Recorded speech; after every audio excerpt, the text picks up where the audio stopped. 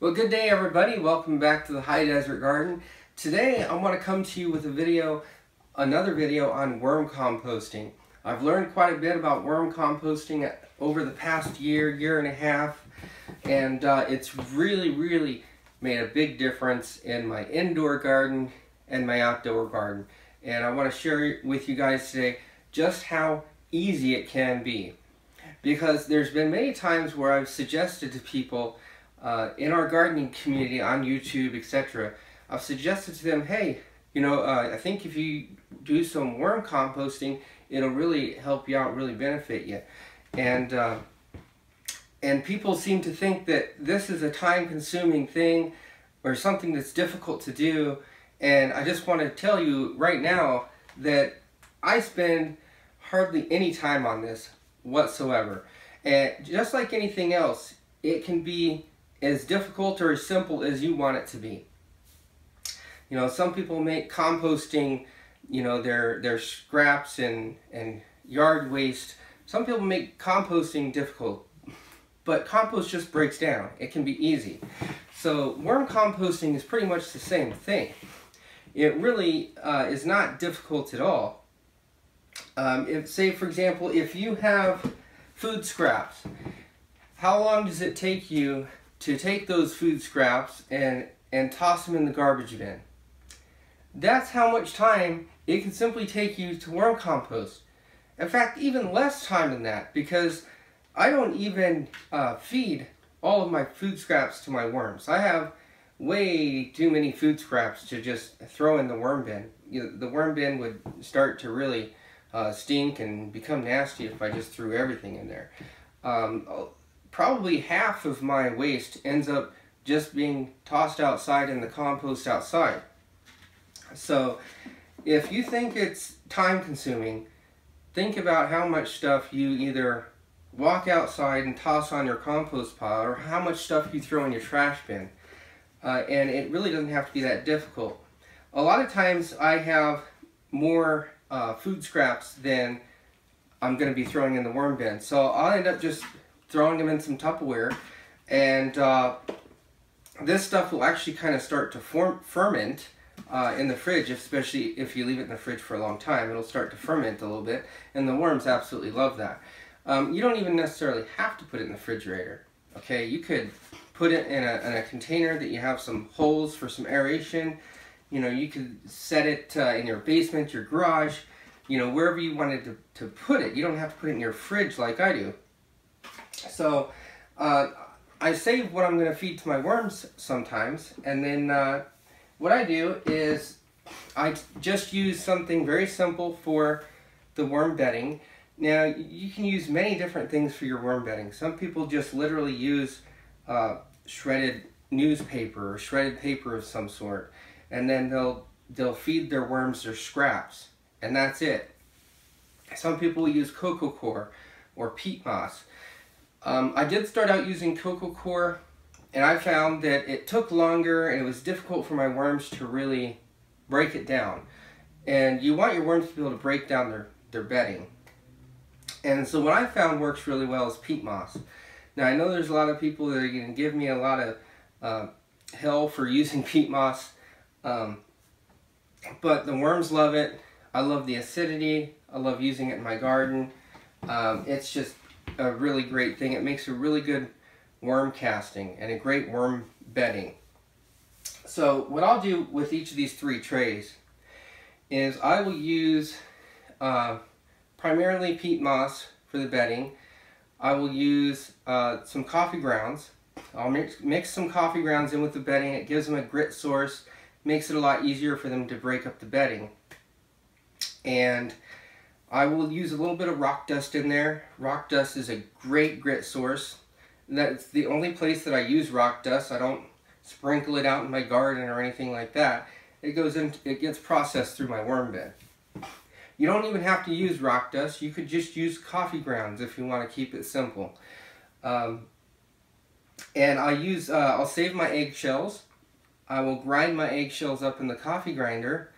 Because I'm using peat moss especially, I'll be sure to throw a couple handfuls of eggshells in with the bedding whenever I prepare the bedding for one of these trays. Now I do only fill one tray at a time, and once that tray has been worked a little bit, I will be throwing food scraps and so forth in the next tray. The tray on top of that one that's empty, I'll feed, 2 or 3 feedings of food scraps. Now, I typically only feed the food scraps once a week, because I'll put maybe this much food scraps in the tray, and I'll cover it with some shredded newspaper. And I find the shredded newspaper, if you cover it, will really help to keep the fruit flies away and keep the smell down. I really don't have any problems at all with smell. This is my office, this is my computer room, and I have no problems with smell.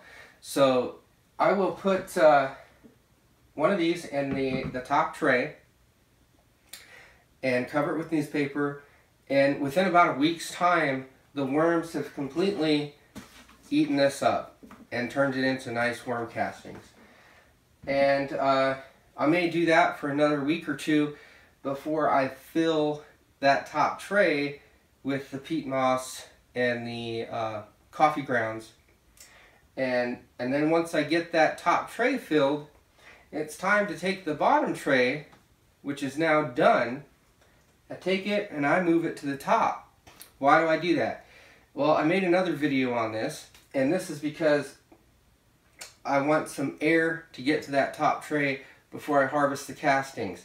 Because not only that, any worms that are left in there will go down towards the food source, and I'm turning the worm castings that are finished in the top tray, and I only need to do that for about a day or two before nearly all the worms are completely gone from that tray.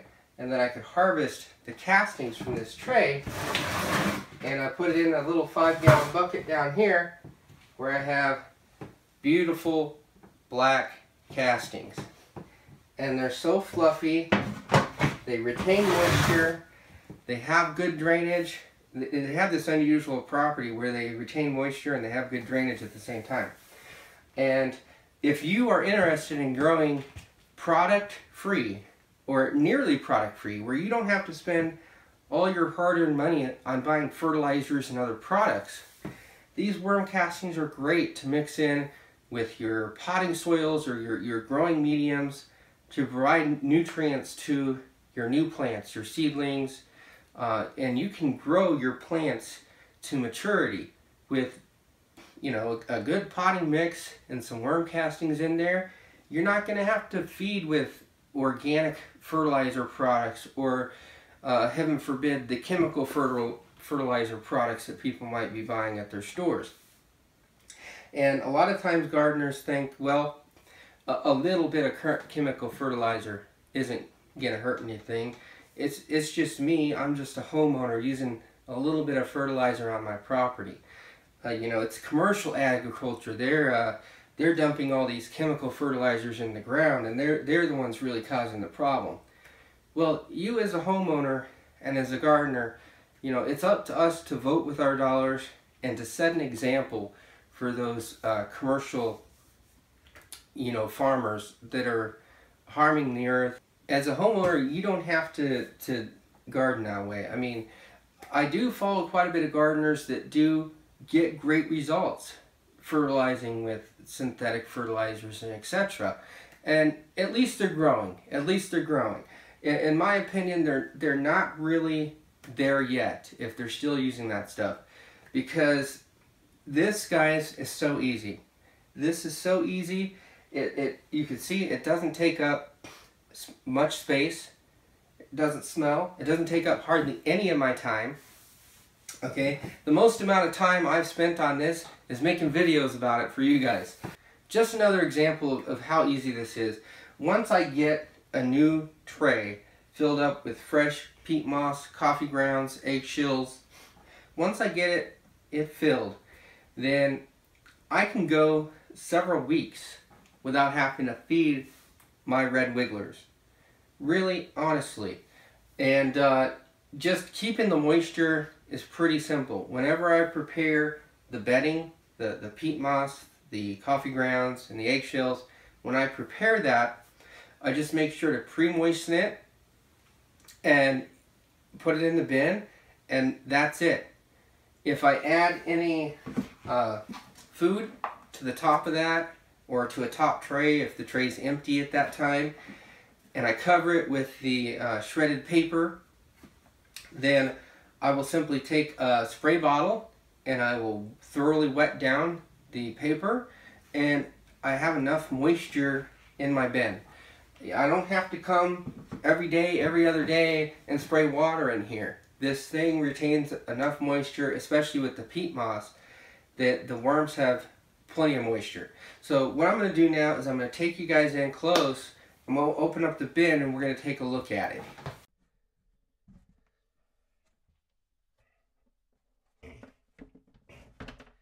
Okay, so here's the bin. As you can see, I have some worms along the sides. The other day I had a bunch of worms up top here, and they were mating. And look at this, guys. Here is some food that is still in here, and you can see it's nearly broken down. There's quite a few worms up here feeding on it, and it's really broken down most of the way. This was really, I had a lot of food in here. And that's it. I've got this shredded paper, and what this is shredded junk mail. So thanks to everybody sending me junk mail. I just run it through my shredder and feed it to my worms. And I know people are going to say, oh, you shouldn't use that paper, and you know what? It works.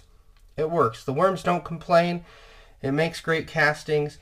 And like I said, I'll give them a couple of feedings with the food scraps, cover it up, spray it down, and then after they've had a couple feedings of food, I'll fill this with the peat moss and the worm bedding mixture that I do, and then I will take the tray from the bottom and move it to the top.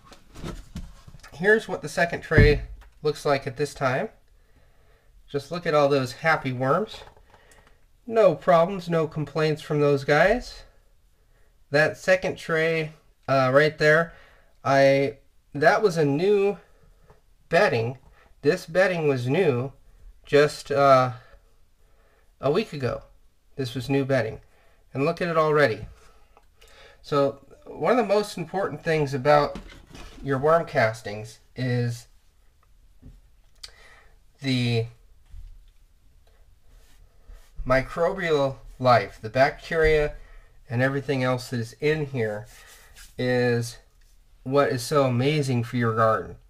If you are an organic gardener, your plants are going to love all of the microbial life in these castings. This is why you don't want to dry your castings out or put them in the sun or anything like that. You want to keep your castings nice and moist and full of microbial life. You know, I've talked about this in several other of my videos, but the microbial life really is so important for your garden. The worm castings not only contain some nutrients and some growth hormones, but the microbial life, this is what helps to break down organic matter in the soil and provide more nutrients to your plants. So I've talked in my videos about growing plants to their genetic potential. I've talked even about how important it is to grow with organic means when starting little seedlings and little plants, because this helps them to develop that strong root system with the root nodules for the rise of bacteria.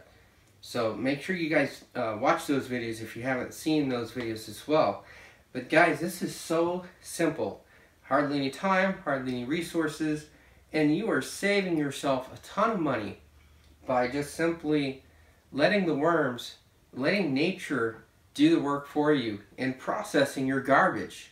So as always, I want to encourage you guys to grow organic, eat organic, so you can be organic.